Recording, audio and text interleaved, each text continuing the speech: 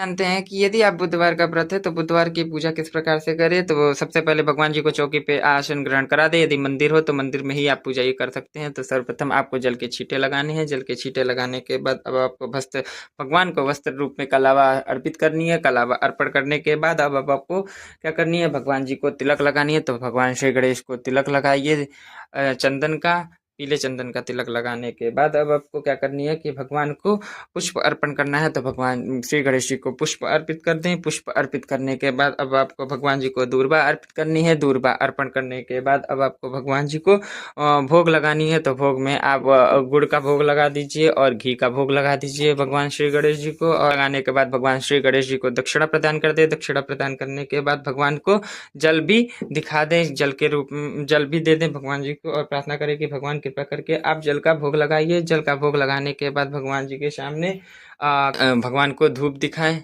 ऐसे धूप दिखाने के बाद भगवान जी को आप क्या करें कि घी का दीपक दिखा दें। घी का दीपक दिखाने के बाद जल गिरा दें और आप क्या करें कि कपूर से भगवान जी को कपूर से आरती करिए।